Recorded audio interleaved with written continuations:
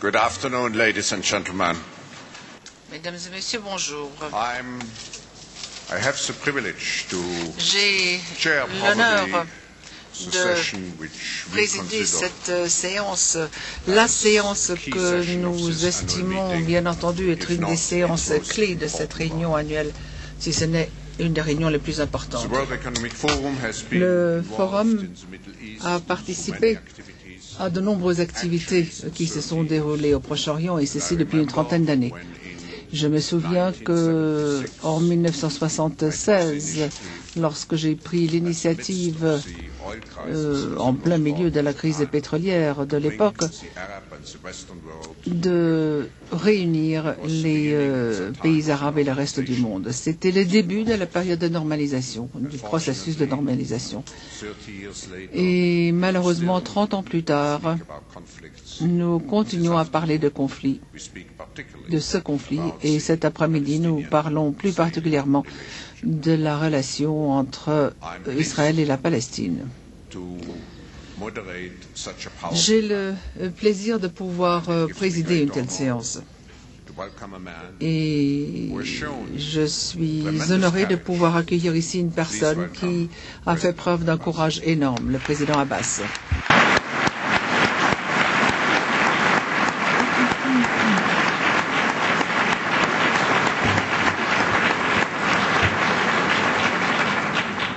We have the finest, most prominent Et members of the parmi nous, Israeli government. l'un des membres les plus éminents du gouvernement israélien, et j'accueille ici Madame Tzipi Livni, vice-premier ministre.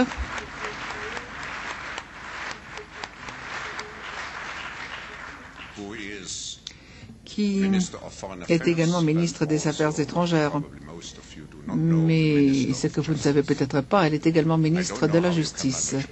Je ne sais pas comment vous arrivez à gérer les deux, du reste. And of course, for me, Mais, it's with et par ailleurs, joy c'est bien entendu avec une joie toute particulière que j'accueille une fois de plus un vieil ami de notre forum, M. Shimon Peres, vice-premier ministre également.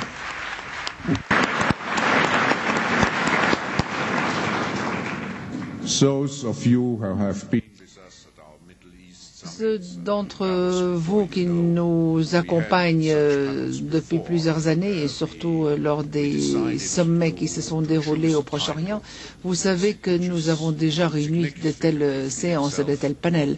Et l'intitulé de cette séance, je crois, se passe de tout commentaire. Nous disons simplement assez. we felt Et dans la préparation de cette séance, nous avons estimé que nous devions donner en fait la parole aux gens de la rue et pas seulement aux politiques.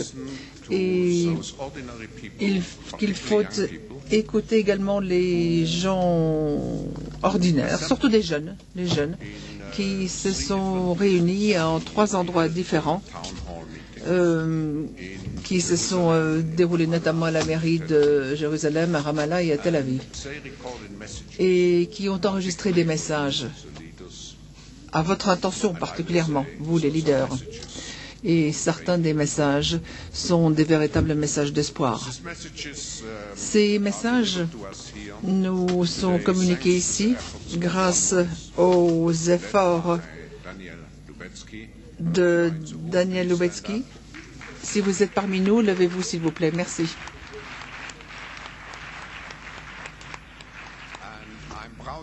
Et je suis très fier de dire que Daniel fait partie des jeunes leaders mondiaux, membres de ce forum. Mais regardons tout d'abord une brève introduction à ce programme One Voice.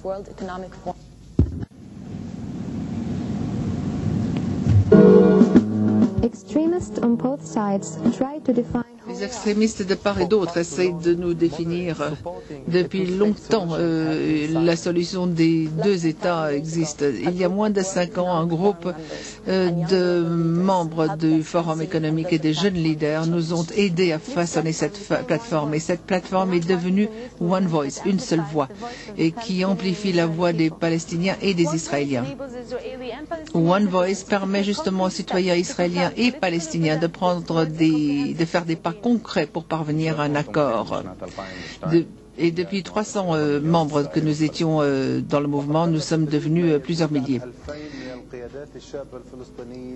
Et également nous devons gagner remporter la paix et instaurer la paix pour que les deux peuples puissent vivre tranquillement.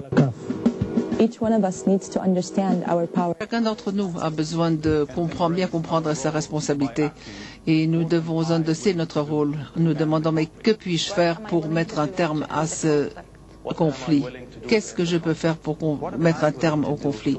Que puis-je faire pour mettre un terme au conflit?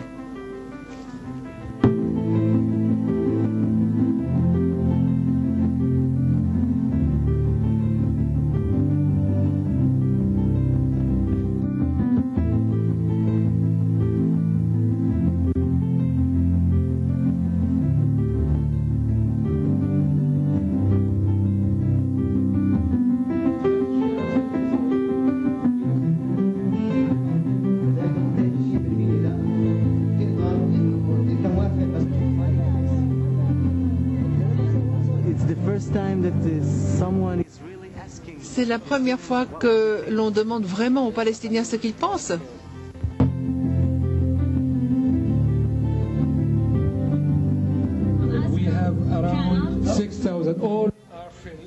Il y en a maintenant à peu près 6000.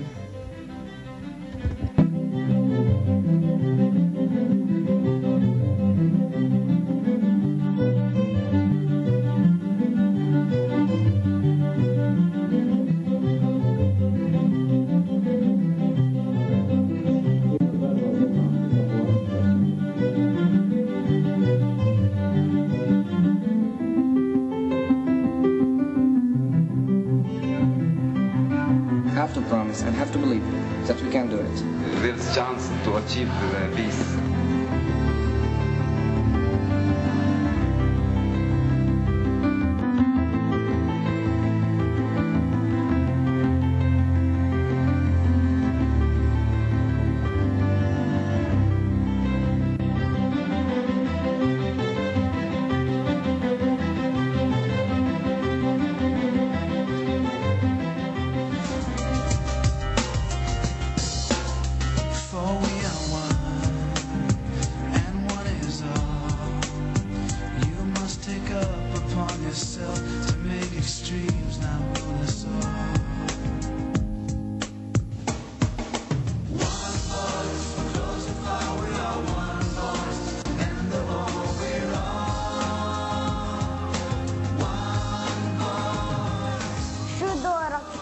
استقرار السلام مع الخان من صف كده سيادة السخوخ.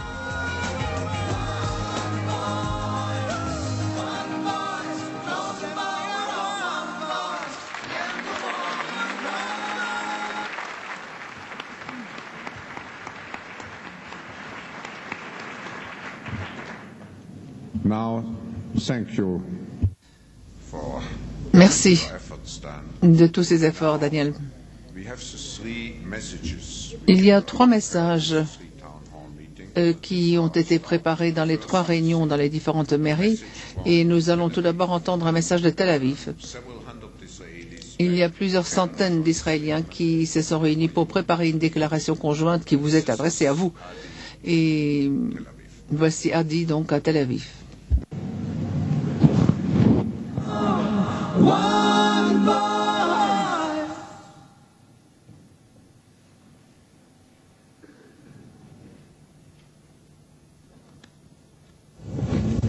התכנסנו כאן היום, מכל רחבי ישראל, מערים וקיבוצים, חילוניים ודתיים, יהודים וערבים, כדי לומר בכל אחד, הגיע הזמן לסיים את הסכסוך. כולנו סבלנו מספיק, משפחות וילדים נפגעו, חיים ותקוות נהרסו. בכל רגע נתון, חיינו בסכנה, אם על ידי קסאמים בשדרות, או על ידי פיגועים באוטובוסים או בבתי קפה. באנו לכאן היום כדי לומר לכם כי הרוב המכריע בישראל תומך בפתרון של שתי מדינות, כדרך היחידה להשיג הסכם הוגן ויציב שיביא חופש וביטחון לשני העמים. מדוע החזון הזה לא יתממש? גם בגלל שאנחנו, האזרחים, בשני העמים, לא עשינו מספיק על מנת להגשים את השאיפות שלנו. אז מה אנחנו יכולים לעשות כדי להחזיר את התקווה? אני מאמינה שהתשובה היחידה היא שכל אחד מאיתנו ייקח אחריות ויוזמה אישית למען עתיד טוב יותר. רק אם מיליוני פלסטינים וישראלים מתונים יעשו צעד קטן, נוכל לשחרר את הכוח של ההמונים ולקבל את החיים שלנו בחזרה. אנחנו חייבים לשנות את התחושה שזהו סכסוך בלתי נמנע וללא פתרון. או שלנו, המתונים, אין שום תפקיד. אין לנו שום יכולת לשנות. אסור לנו לשבת בבית, מתוסכלים ומשותקים מייאוש. כי אז ניתן לקיצוניים לנצח. מנהיגים יקרים, זהו המסר שאנחנו רוצים להעביר לכם היום. הגיע הזמן שנתחיל להקשיב לרצון ולקול שלנו, של הרוב המתון, ונפסיק ללכת אחרי הקיצוניים אשר משתלטים על האג'נדה שלנו, של מיליוני ישראלים ופלסטינים. ראש הממשלה אולמרט, הנשיא אבו מאזן. אתם יכולים לנוע קדימה ולהיות בטוחים שרוב הישראלים והפלסטינים מוכנים לעשות פשרות אמיתיות על מנת להגיע לסיום הסכסוך. פשוט כי אנחנו יודעים שאין אלטרנטיבה אחרת. אנחנו כאן כדי לתמוך בכם. אנחנו מבטיחים לעמוד לצדכם שאתם מתחילים את המשא ומתן לא כולנו מייחלים. אנחנו מבטיחים לעמוד מול אלה שמוכנים לעשות הכל כדי למנוע התקדמות. אבל יותר מהכל, אנחנו מבטיחים לכם שכאשר אתם עושים צעדים אמיצים והיסטוריים למען סיום הסכסוך, לא תישארו לבד. אנחנו נהיה איתכם לאורך כל הדרך, אבל לא נהיה מוכנים לקבל תירוצים או עיכובים. לא נהיה מוכנים להסתפק בפחות מחיים בטוחים ונורמליים. מיליוני אנשים מביטים בכם. הם מוכנים לקחת אחריות אישית, לעשות כל מה שביכולתם. האם אתם מוכנים לעשות את כל מה שביכולתכם? אנחנו כאן מוכנים לעשות הכל למען סיום הסכסוך. מה אתם מוכנים לעשות? Thank you.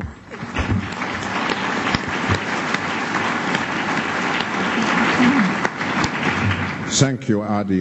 Merci, Adi. Je suis convaincu que vous et des centaines, voire des milliers d'autres personnes regardent en ce moment cette vidéo qui est diffusée sur Internet également. Suivons maintenant la déclaration qui nous parvient de Ramallah. Et je dois dire que malgré les tensions qui existent et devant la toile de fond de la violence, de l'absence de toute sécurité, cette réunion a pu se dérouler à Ramallah. Et nous écoutons maintenant Neshrin.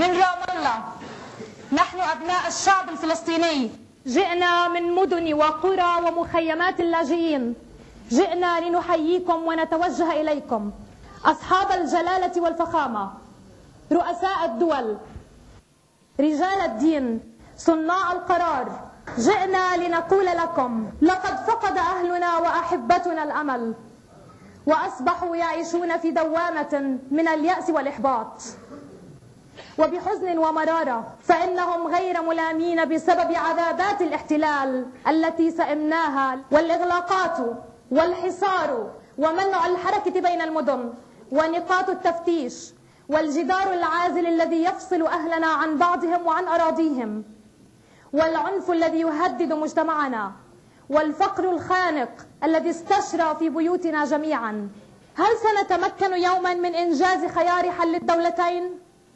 هل سنتمكن من تحقيق دولة فلسطينية مستقلة تعيش بأمن وسلام ومساواة مع جيرانها وكافة دول العالم؟ ألا يحق لنا نحن الأمهات أن نحلم بمستقبل واعد آمن مزدهر لأطفالنا لينمو ويترعرعوا كبقية أطفال العالم؟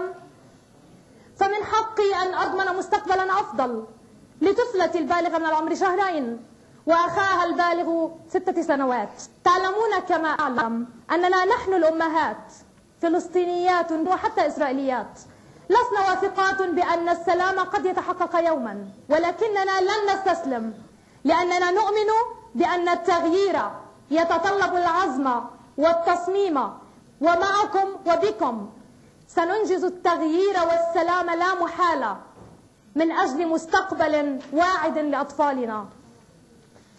أيها القادة الأعزاء، لكل منا دور يؤديه، فأعمال الاستثمار لتحقيق الازدهار والأمل، وبدعم قادة المجتمع لتعزيز سيادة القانون، وبحث القادة الروحيين لرعاياهم للعمل من أجل العدل والسلام لكافة شعوب المنطقة، والقادة السياسيين باتخاذهم خطوات جريئة، وبمشاركة عامة الشعب في حملات التوعية المجتمعية السلمية نستطيع جميعا إنجاز المستحيل. لرئيسنا، لرمزنا، باسم شعبنا وبأعلى أصواتنا نقول: ملايين الفلسطينيين وأصدقاء متطوعين في صوتنا فلسطين معكم وإلى جانبكم، جاهزون لإنجاز خيار سلام الشجعان لقادة العالم، لصناع القرار. نقول: كفى وعودا، كفى أعذارا، كفى معاناة، لقد طالت محنتنا، ساعدونا لكي لا نفقد الأمل، ساعدونا لدعم مسيرتنا، لدعم قيادتنا للعودة لطاولة المفاوضات وإنجاز اتفاقية سلام نهائية عادلة.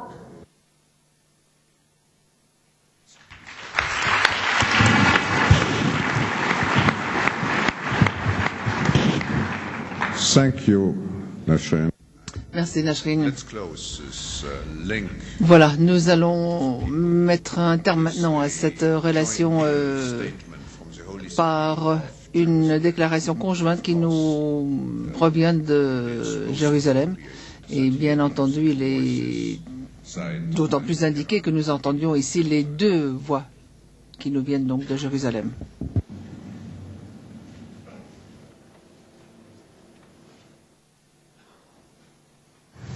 Hello, Shalom. Salam.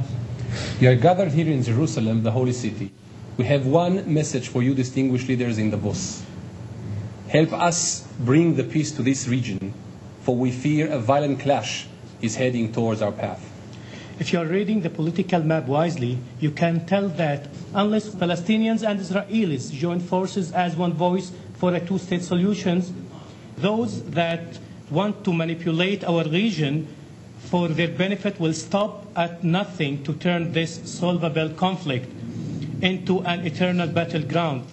Indeed, the need for us to unite now is crucial. All of us, Israelis, Palestinians, Arabs, Europeans, Americans, Jews, Muslims, Christians, and from all of the religions. We have to reject intolerance. We have to denounce those who seek to sow hatred as a geopolitical tactics. We have to denounce those who seek to denounce us by using the tools of war to divide our civilizations. Our city, Jerusalem, is at the unwitting heart of this tragic conflict. Our city, Jerusalem, she cries for peace. Our city, Jerusalem, she weeps as Her Holiness is manipulated by a fringe of extremists, seeking to overshadow the loving, tolerant aspects of our religions. Let one voice be heard from Jerusalem, a voice of moderate people from all over the world. Palestinians and Israelis wish to resolve this conflict. They both need each other, and they need to stand united as one against extremism. The fate of Israelis and Palestinians is shared, and so is our conviction not to let extremists infiltrate and damage our cause for peace and prosperity. We appreciate this opportunity from the World Economic Forum. Today provides proof of a determination from both sides, Palestine and Israel, respecting and strengthening each other and shining as an example to the world. There may well be a limit to what people can do today, but we have yet to test this limit. History is only made when we don't let our inaction define the limits of our power. Our distinguished leaders in Davos, our Prime Minister Ehud Olmert. And to our Palestinian President Mahmoud Abbas, we need your help, your guidance, your partnership to get there, and we'll do our part.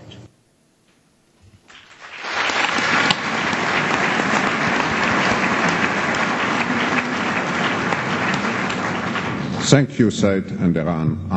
Merci, Saïd et Iran. By One Voice that, One Voice m'a dit que les personnes qui se sont réunies dans ces mairies sont déterminées à se réunir tous les vendredis. Et tous les vendredis, ils vont continuer à se faire entendre. Donc c'est un mouvement qui va prendre de l'ampleur jusqu'au moment où une paix juste et durable s'instaure dans la région. Bien. Les leaders à la tribune ont écouté ces voix qui se sont exprimées. Vous êtes invités à nous proposer une nouvelle vision sans excuses, sans retard. Alors, nous vous écoutons. Et j'aimerais demander tout d'abord au président Abbas de bien vouloir nous faire part de la vision palestinienne de cet avenir.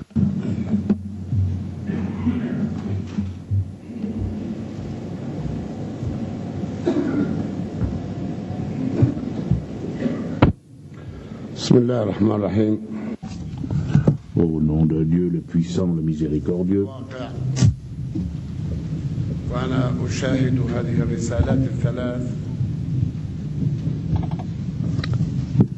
Alors que j'ai regardé et écouté ces trois messages,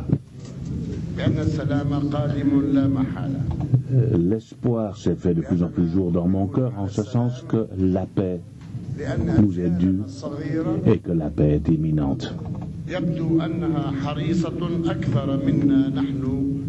Comme ces jeunes qui, plus que nous, plus que leurs aînés, semblent être épris de paix. Si nous négocions, je suis convaincu que nous parviendrons à des résultats beaucoup plus rapidement que nous n'aurions pu le faire.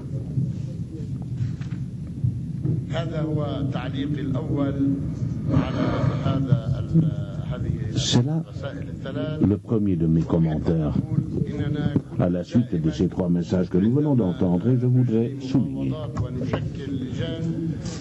que chaque fois que nous tenons des négociations, chaque fois que nous créons des comités, notamment après Oslo et jusqu'en 1999, nous avons toujours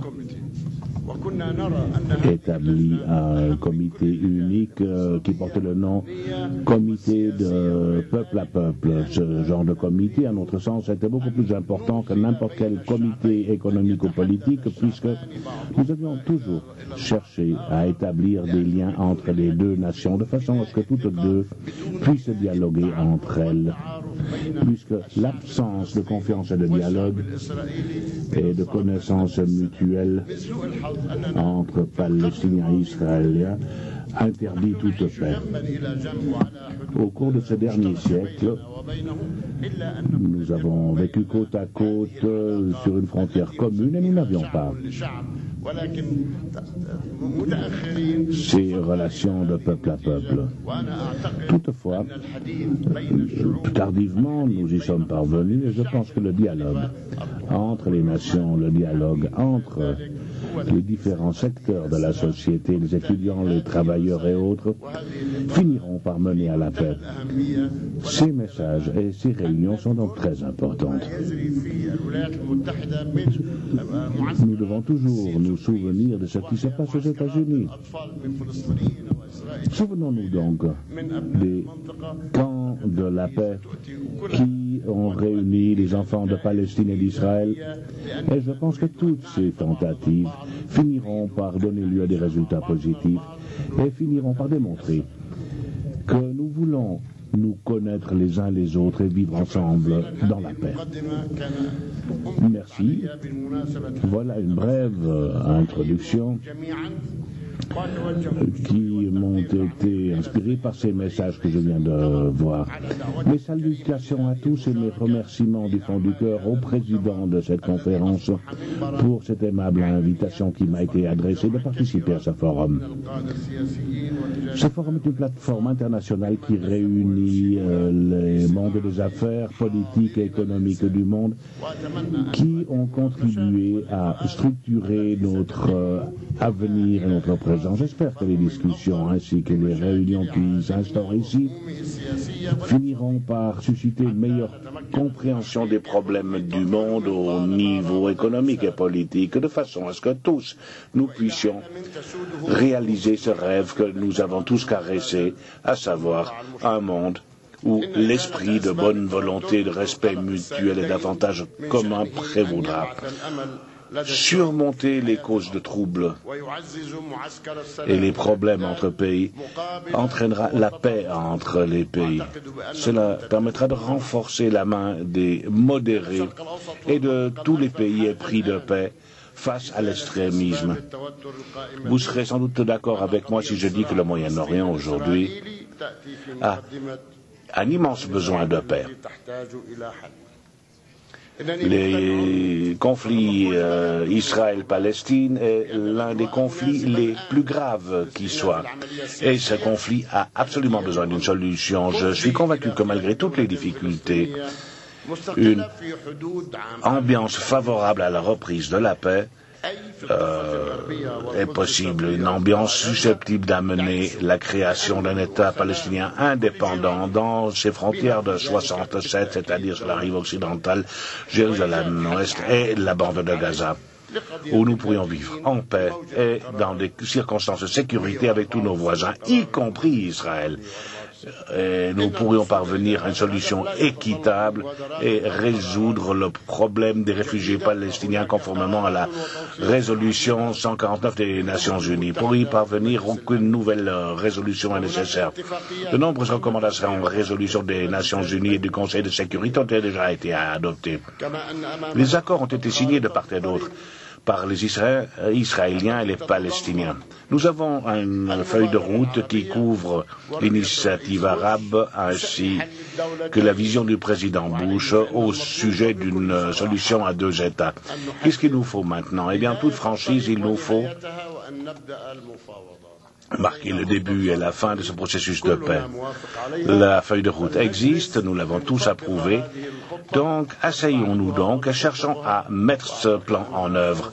Réexaminons-le et cherchons à le mettre en œuvre. Je suis convaincu que nous pourrons parvenir à une solution. Approuver le cadre législatif, le principe de terre pour la paix, devrait nous permettre de voir la lumière à la fin du tunnel, d'autant plus que nos expériences passées ont démontré que des accords partiels ou des mesures unilatérales ne peuvent que conduire à un tunnel sans fin. Nous avions suggéré d'établir des voies de communication de rechange pour traiter des solutions dans un contexte d'une participation internationale. De telles solutions, ce genre de problèmes ont besoin de solutions créatrices susceptibles de mettre un terme à ces conflits d'une façon convenue et approuvée par tous. Je l'avais déjà suggéré au Premier ministre Ehud Olmert et à Condoleezza Rice. Je pense que maintenant nous sommes sur cette route-là, qui me paraît bonne. Nous sommes tous convenus qu'il nous faut suivre cette direction-là qui, sans aucun doute, finira par nous conduire à la paix. Le besoin de conduire mon peuple à la paix et au pardon inspire mes paroles lorsque je parle de la situation économique tragique que vit la population des territoires palestiniens occupés. C'est une citation du désespoir. Il s'agit de tout mettre en œuvre pour parvenir à la paix. Le chômage et la pauvreté ont atteint des seuils sans précédent.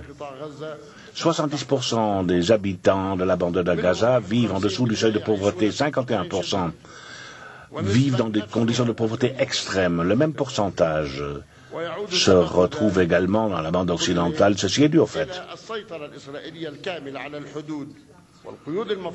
que le contrôle total d'Israël de la frontière et des limitations de mouvement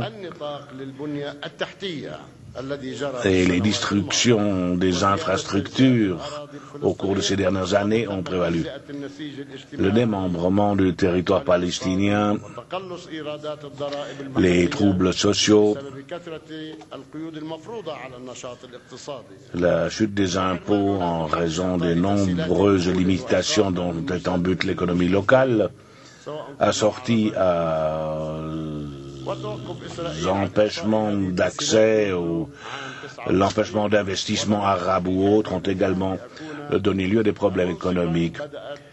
Israël n'a pas accordé ce genre de facilité depuis 1999. Toutefois, pour être juste, Israël a commencé à ouvrir ses facilités dans un passé très récent. Les résultats de cette situation sont un clivage croissant entre les revenus israéliens et palestiniens. La part du PNB palestinien est inférieure à $800, alors qu'un Israélien, le PNB en Israël représente $20 000. Et comme l'a dit mon ami Shimon, il faut songer à son voisin et renforcer son niveau de vie, car lorsqu'il perd ce niveau de vie, le vôtre suivra. Donc je ne puis que dire, les niveaux de vie de vos voisins chutent, aidez-nous de façon à ce que nous puissions vivre côte à côte dans la paix et la sécurité. Si ce n'était grâce à l'aide de la communauté internationale qui a aidé à atténuer cette situation, un écroulement total serait intervenu dans nos situations économiques et sociales. L'aide internationale et arabe distribuée par mon bureau à tous, je voudrais remercier les donateurs pour leur aide. Comme vous le savez, mesdames et messieurs, le désespoir et les souffrances ne sont pas uniquement économiques. Nous avons les arrestations quotidiennes, les destructions des terres et de propriétés,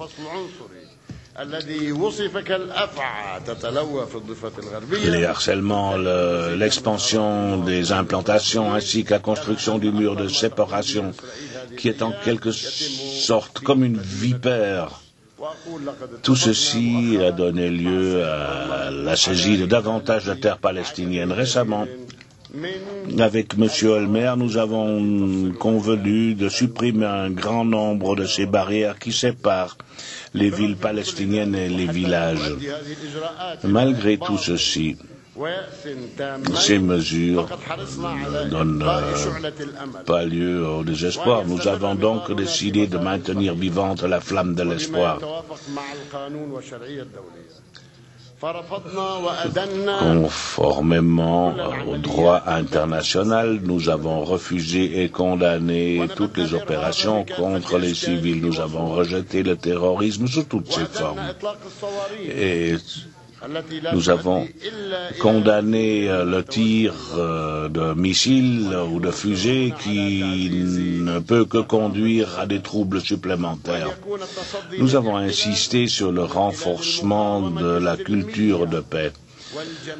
Toute occupation doit être une occupation pacifique. Notre main reste tendue pour que l'on commence ce processus de négociation. Je voudrais souligner, pour ce qui est des efforts entrepris et des succès enregistrés afin de pacifier cette situation, qui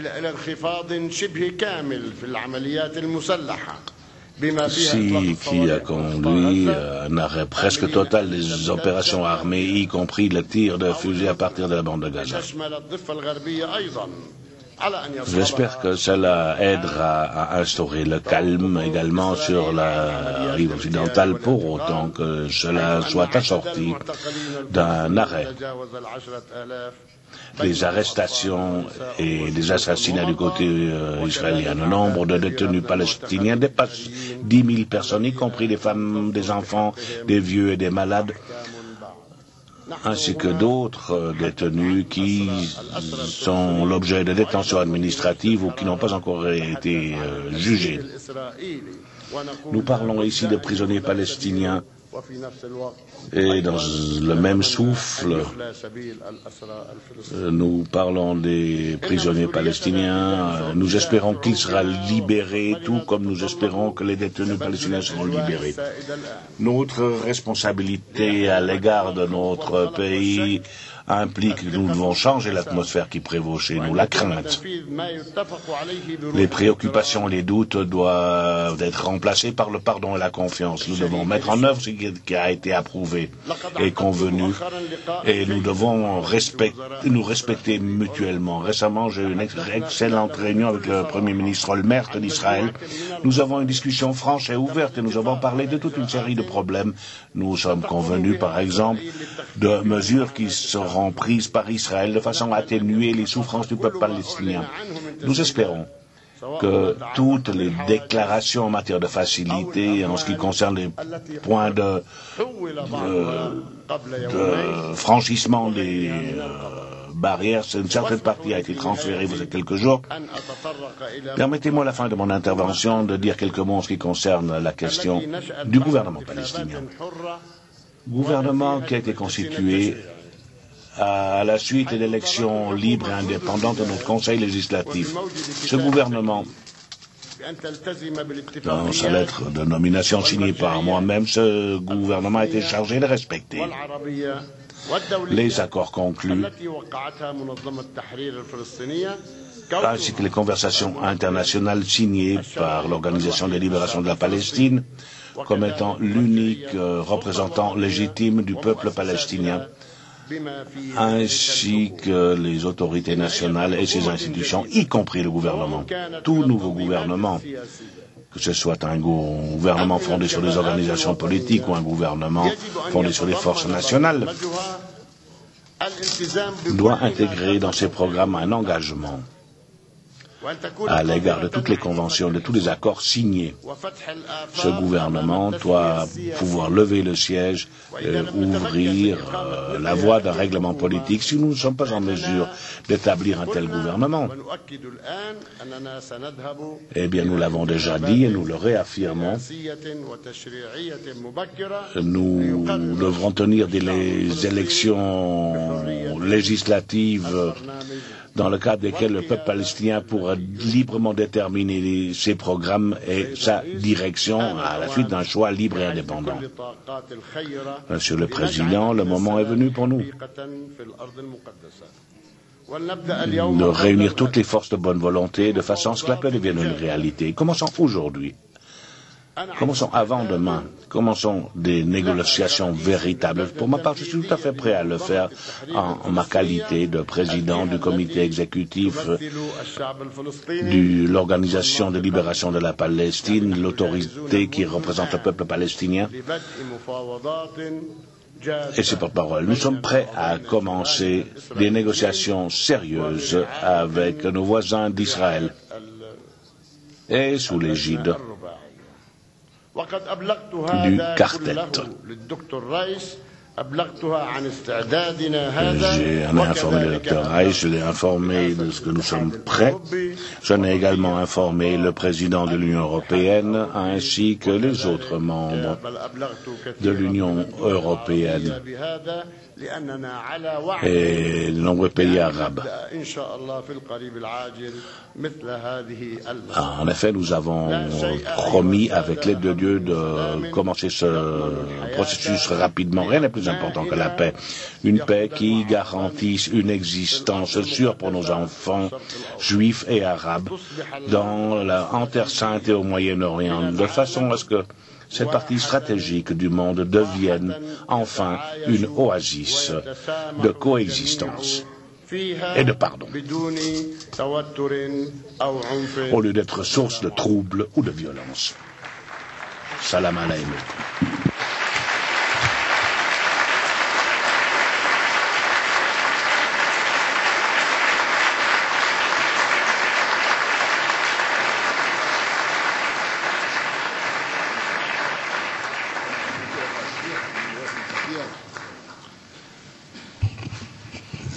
Thank you, Merci. President Mahmoud Abbas.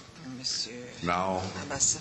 Deputy Prime Minister Livni. Je donne la parole maintenant à Madame la vice-présidente.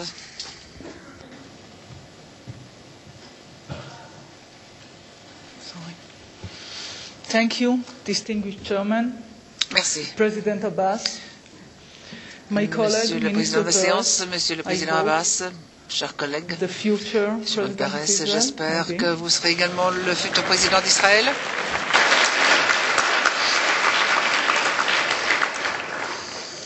Ladies and gentlemen, Mesdames et messieurs, after watching together these wonderful après avoir vu ces enfants magnifiques, ces jeunes qui nous ont invités à les écouter, et après avoir écouté le président Abbas, je crois que nous avons tous été saisis d'émotions mitigées. D'une part, une certaine tristesse devant toutes les occasions ratées, et d'autre part, un certain espoir. Et ils m'ont donné de l'espoir. Mais je crois que notre responsabilité à nous, c'est de leur insuffler l'espoir également. Et je pense que c'est là notre responsabilité. Ce sont nos enfants et ce sont nos enfants qui représentent l'avenir de nos deux peuples. S'il y a quelque chose que nous pouvons retenir de cette discussion, c'est de faire une promesse aux générations à venir, aux Palestiniens et aux Israéliens, qui vont faire tous les efforts nécessaires pour instaurer la paix dans cette région. Pour instaurer un meilleur avenir, nous devons également retenir le concept des deux États, de deux nations qui coexistent pacifiquement, et nous devons examiner même à des moments difficiles ce que la meilleure façon de parvenir à cet objectif peut être. Il est vrai que dans nos deux sociétés, nous constatons parfois un certain scepticisme quant à la possibilité de mettre un terme au conflit et d'instaurer la paix. Et lorsque l'on regarde ce qui s'est passé au préalable, je peux le comprendre. Nous avons pratiquement essayé toutes les méthodes, tous les outils, et nous avons essayé ce qu'il est convenu d'appeler la politique des petits pas, d'après les accords d'Oslo. Et il s'agissait là d'instaurer la confiance, mais en fait c'est exactement le contraire qui s'est produit. C'est l'absence, la destruction de la confiance. Ensuite, les accords de Camp David en 2000. Là, le principe était également de mettre un terme à ce conflit. Nous avons essayé. Nous ne sommes pas arrivés à l'accord, bien au contraire, à beaucoup de frustration, qui fait partie de notre quotidien. Et ensuite, l'attitude unilatérale, le plan de désengagement, au terme duquel Israël démonte les colonies, retire les forces de la bande de Gaza, et ceci afin de donner aux Palestiniens l'occasion de transformer Gaza afin que la Palestine puisse exister en tant qu'État pacifique et que Gaza soit cette première pièce de cet État palestinien. Or, maintenant, Gaza est devenu un nid de terroristes totalement aux mains du Hamas. Eh bien, je continue à croire que c'était la décision qui s'imposait. Je ne la regrette pas. Mais pour parvenir à la paix et pour parvenir à encourager, promouvoir ce processus, nous n'avons pas droit à l'échec. Et cette solution des deux nations, des deux États, nous devons absolument l'étudier et voir ensuite quelles sont les meilleures mesures à prendre. La feuille de route actuelle, c'est un petit peu une combinaison de différentes démarches. D'une part, il y a certes un horizon politique pour les Palestiniens, en fin de compte, un État palestinien. Et d'autre part, dans une première étape, il faut que les Palestiniens démantèlent toutes les organisations de terroristes en leur sein afin de s'assurer que l'État de Palestine ne soit pas un État de terroristes, puisqu'il s'agit quand même d'avoir deux nations qui coexistent de façon pacifique. Là, c'est un processus qu'il faut franchir pas à pas. Et je disais que nous devons défendre cette vision des deux États. Mais je crois que l'horizon politique est absolument vital aux deux peuples, aux deux nations.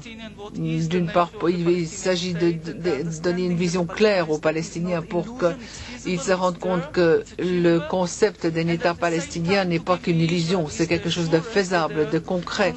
Et il faut en même temps donner l'assurance aux Israéliens que cette coexistence ne va pas menacer leur propre existence. Par conséquent, il est important de comprendre la situation. Est-ce que nous pouvons vraiment nous mettre d'accord sur la même vision? Nous utilisons les mêmes termes. Nous parlons de coexistence pacifique. Donc, en apparence, nous partageons cette même vision. Mais nous devons comprendre ou nous devons savoir s'il s'agit simplement de palabres ou si nous voulons vraiment concrétiser cette vision. Alors, lorsque nous parlons de deux États, qu'entendons-nous? Deux États, deux territoires pour deux peuples différents. L'un serait Israël, la patrie des Juifs, et un État qui a été donné aux Juifs qui sont arrivés d'Europe et d'ailleurs. Et de par sa création, Israël a donné et a fourni une réponse au peuple juif, ceux qui vivent en Israël aujourd'hui et ceux qui vivent à l'extérieur également. Il en va de même de l'État palestinien. La création d'un État palestinien qui serait la patrie des Palestiniens était la véritable réponse sur le plan national aux Palestiniens, où qu'ils se trouvent, ceux qui vivent dans les territoires et ceux qui vivent à l'extérieur des territoires. Et y compris tous les réfugiés. Donc la création d'un État palestinien est la réponse nationale à apporter au peuple palestinien. Et ce n'est que la solution juste que nous pouvons apporter au problème des réfugiés. Thanks. Two states, two homelands. Deux nations donc, deux patries qui coexisteraient pacifiquement. Ce qui est tout aussi important, c'est que ces deux pays coexistent effectivement dans la paix et dans la sécurité, ce qui veut que nous ne pouvons accepter que l'État palestinien héberge des terroristes. Et l'État palestinien ne peut pas être gouverné par une organisation terroriste. La première étape de la feuille de route parle de cette exigence et également l'exigence qui a été formulée par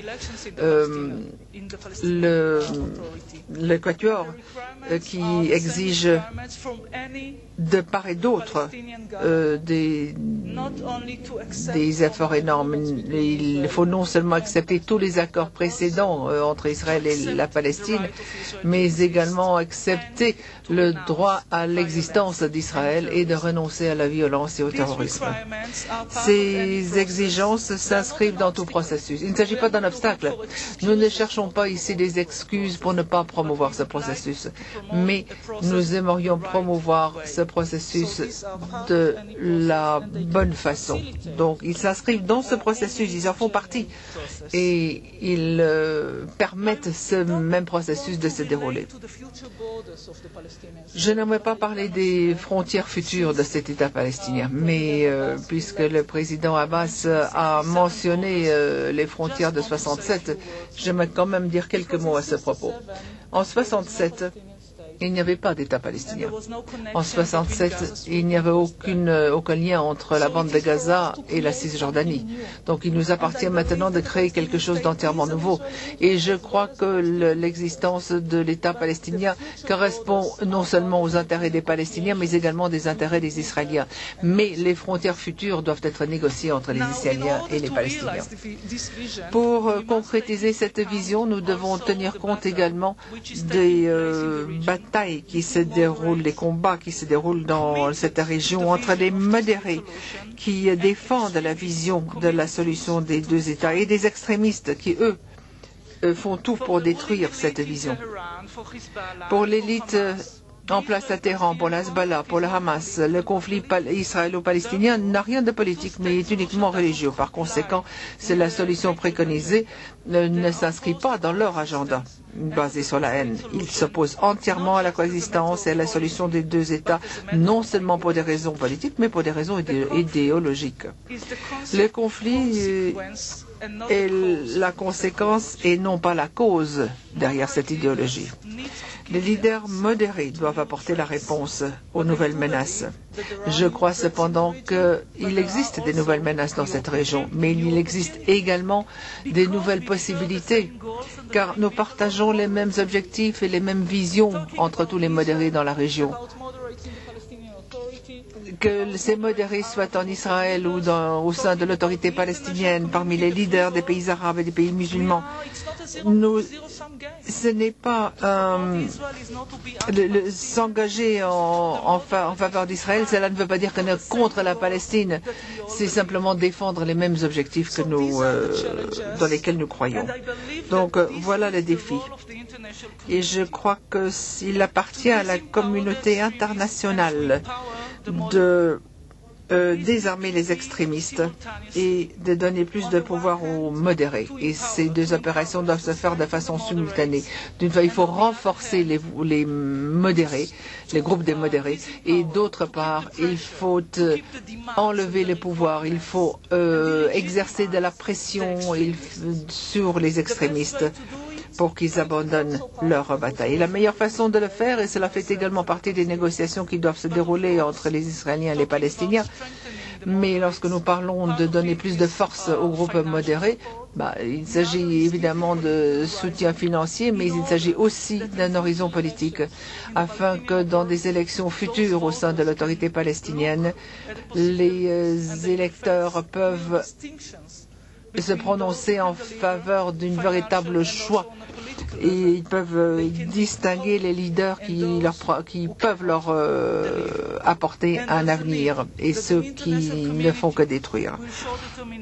Il est nécessaire que la communauté internationale empêche que les canaux financiers continuent à acheminer des flux financiers vers les groupes terroristes.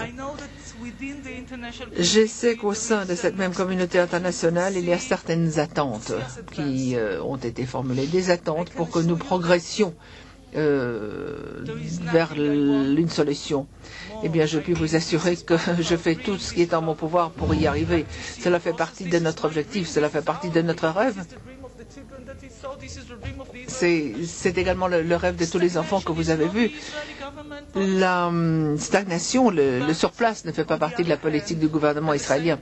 Mais d'autre part, nous devons faire preuve de responsabilité face aux générations montantes et nous ne pouvons plus nous leurrer. Et nous ne pouvons plus croire dans des fausses illusions. Nous devons relever les problèmes, les défis qui nous attendent, y compris le terrorisme. Encore qu'il s'agisse d'une tâche extrêmement difficile. Mais il y a des décisions difficiles qui doivent être prises de part et d'autre. Et combattre le terrorisme en fait partie. Et nous ne pouvons pas nous permettre de simplement éliminer cet obstacle-là. Car dans la solution des deux États, nous parlons d'une coexistence pacifique. Je sais que cela n'est pas facile. Je puis vous dire également qu'il m'a été très difficile de voter en faveur de la décolonisation. J'ai voté en faveur de la délocalisation d'une partie de mon peuple pour que la paix puisse avoir une possibilité de s'exercer. Nous ne pouvons pas dire simplement c'est beaucoup trop difficile, il faut trouver une autre solution, car en fin de compte, nous devons choisir, nous devons apporter une réponse. Mais que les choses soient claires, je souhaite négocier. Je pense que cela fait partie il est indispensable de discuter, de partager les idées, de trouver les dénominateurs communs, de voir ce que nous pouvons atteindre, quelles sont les possibilités, quels sont les objectifs que nous pouvons promouvoir. J'aimerais vous entendre exprimer vos préoccupations et j'aimerais également partager mes préoccupations avec vous. Cela fait partie de toute rencontre, de tout échange, de toute négociation et je pense que c'est ce que nous devrons faire. Mais en même temps, les négociations, les entretiens ne nous libèrent pas de la mise en œuvre de ce que nous avons déjà décidé. Bien, mesdames et messieurs, la grande majorité des Israéliens sont convaincus du bien fondé de la solution des deux États. Et je dois leur dire que cela n'est pas un risque pour Israël. Le président Abbas, je sais que vous affrontez des décisions, vous allez au-devant des décisions très difficiles. Or, le compromis avec les extrémistes ne nous permettra pas de survivre, ne va pas en faveur de la paix, va aller en faveur d'une plus grande stagnation. Nous avons déjà raté beaucoup d'occasions par le passé. Les Palestiniens auraient pu célébrer leur État indépendant il y a déjà 6 ans, après Camp David, ou même 60 ans après le plan de partition des Nations Unies. Et je dis ceci non pas pour pointer du doigt qui que ce soit, il ne m'appartient pas de faire cela. Il ne m'appartient pas de trouver des excuses. Il n'y a pas de monopole des erreurs qui ont été commises de part et d'autre. Mais le choix n'est pas en tout ou rien. Nous devons trouver une façon de promouvoir ce processus. Il est peut-être vrai qu'il existe aujourd'hui de nouvelles menaces, de nouveaux défis que nous devons relever. Mais il y a également de nouvelles possibilités, de nouvelles portes qui s'ouvrent. Alors espérons de trouver la sagesse et le courage de prendre les décisions qui s'imposent pour les générations à venir. Merci.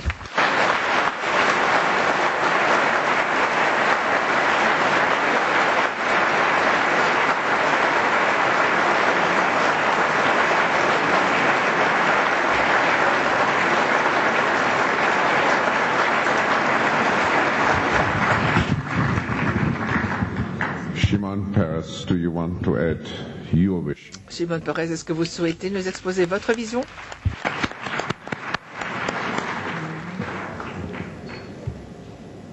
Mr. Chairman, my dear friend, Monsieur le Président, cher ami Klaus,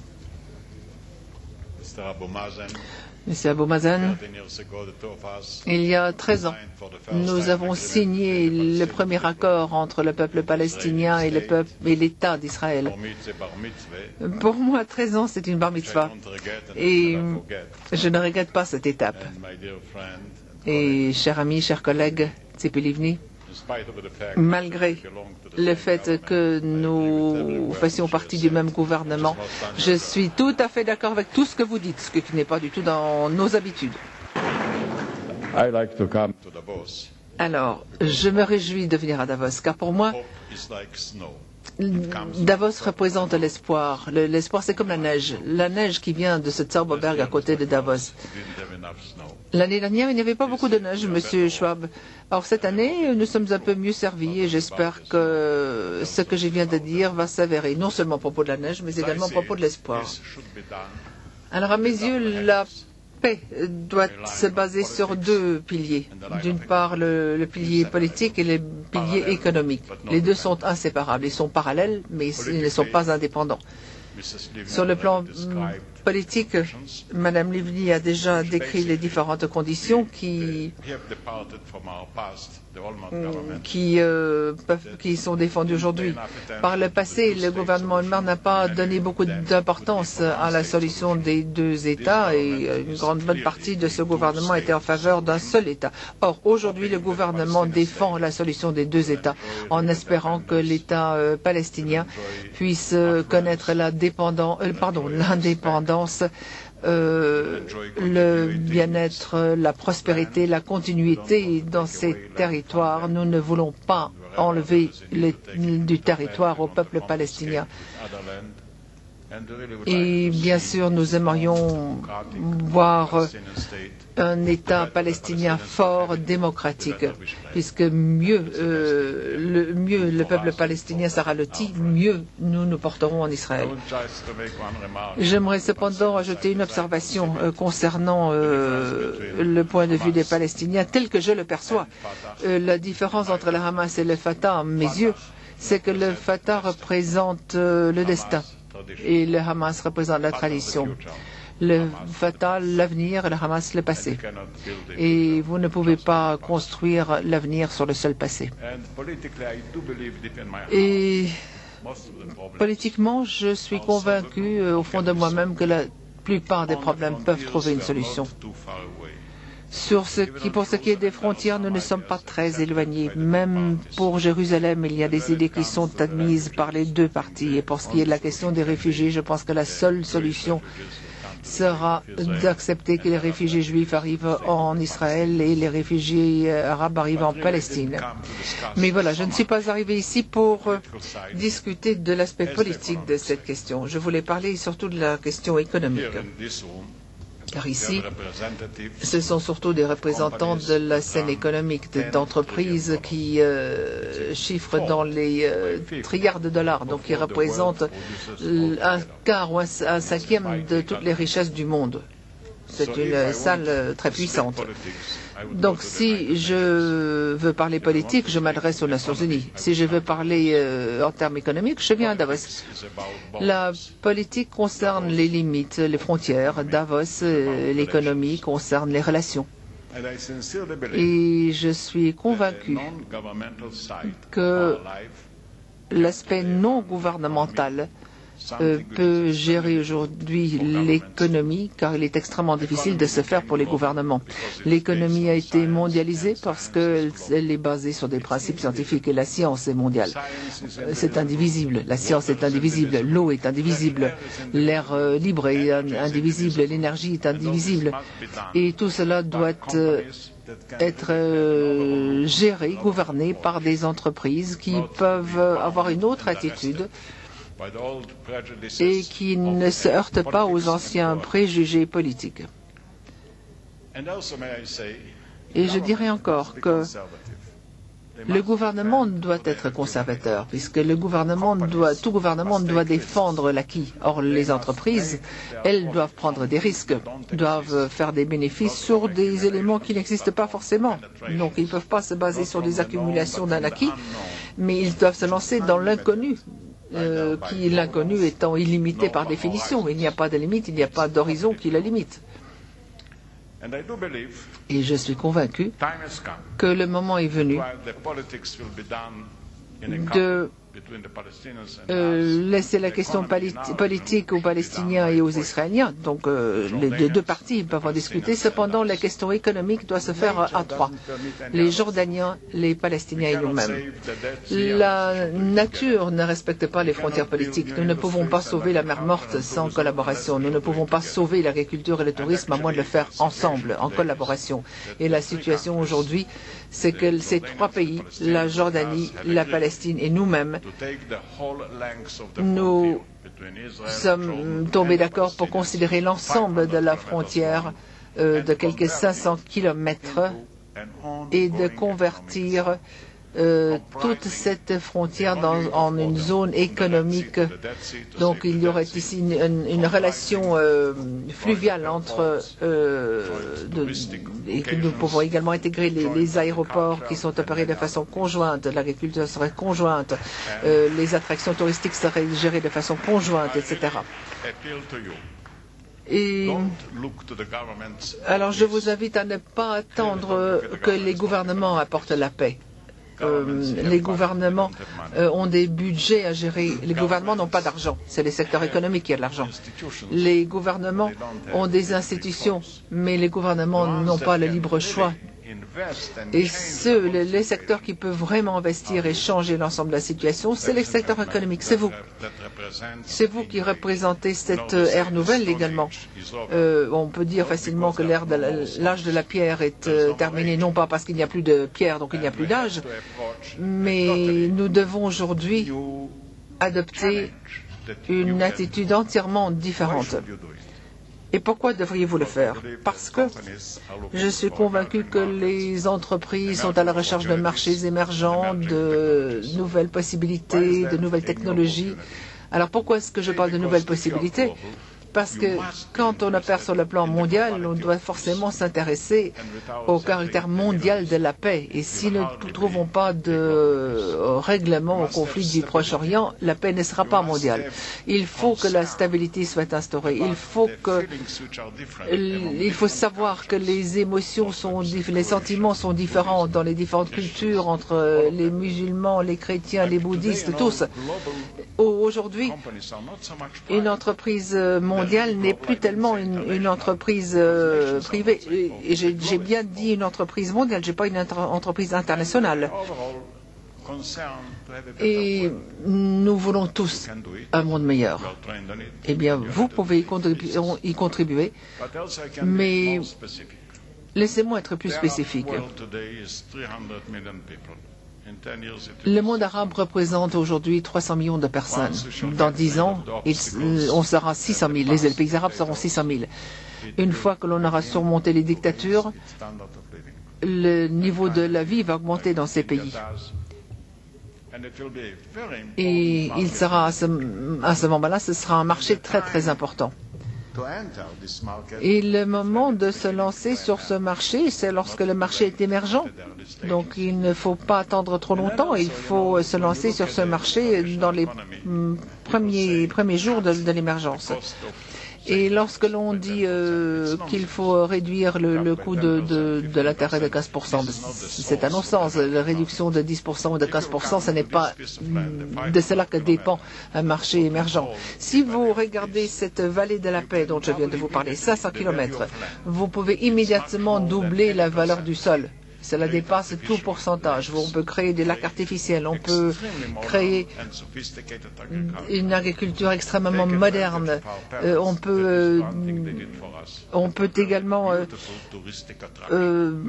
exploiter tout ce qui a été créé par nos ancêtres à Nazareth, à Petra, etc. Et nous pouvons développer une industrie touristique extraordinaire et nous pouvons développer toute cette zone. Et cela peut également nous aider à surmonter une certaine résistance islamique. Les gouvernements n'aiment pas que d'autres gouvernements interviennent, mais les gouvernements aiment cependant lorsque les capitaux étrangers arrivent chez eux. Les capitaux économiques, tous les gouvernements sont prêts à accueillir ces capitaux. Chaque jour, plus d'1,5 trillion de dollars changent de main. Donc, les gouvernements ont certaines attitudes pour ce qui est du présent et de l'avenir. Et le Proche-Orient, c'est une terre d'avenir. Il nous appartient de créer un nouveau futur, un nouvel avenir sur le plan politique et économique. Par conséquent, pour moi, l'espoir de Davos représente cet espoir. Pardon, la neige de Davos représente cet espoir. Je crois qu'il serait bon d'investir dans ces nouvelles possibilités qui existent et vous verrez que les résultats seront totalement inattendus, extraordinaires. Merci.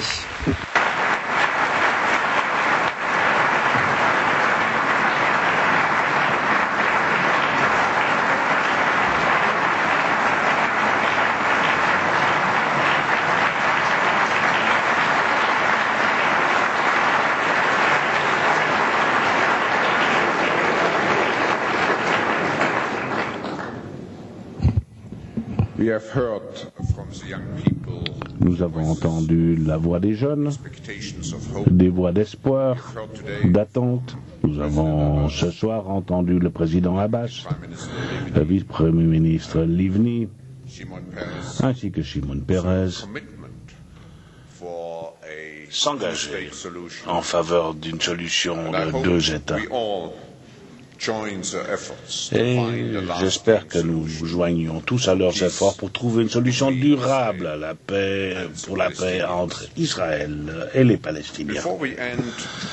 Avant de clore, permettez-moi 2 communications.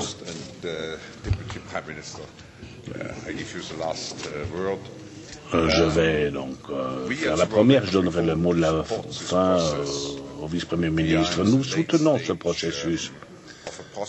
Nous sommes vers la fin d'un processus qui est de créer un conseil des affaires Israël-Palestine, tout comme l'a suggéré Shimon Peres. En effet, nous devons stimuler les échanges commerciaux et stimuler les investissements. Et je vous donne le mot de la fin, madame. Avant de venir ici, j'ai rencontré M. Schwab et nous avons discuté de la meilleure façon de diffuser un message de paix au Moyen-Orient. Chaque année, nous disons l'an prochain à Jérusalem. Et j'ai dit pourquoi ne pas organiser ce forum économique à Jérusalem, qui ce serait un magnifique message pour Israël, pour les Palestiniens et pour les jeunes. Merci. Le message est clair. En 2008, c'est notre objectif. Et j'espère que ce message pourrait être envoyé à partir de Jérusalem, à partir des Israéliens et des Palestiniens, vers toute la région, en disant bien que nous allons tenir cette promesse que nous faisons à la jeune génération et que ce forum se tiendra à Jérusalem. Merci beaucoup.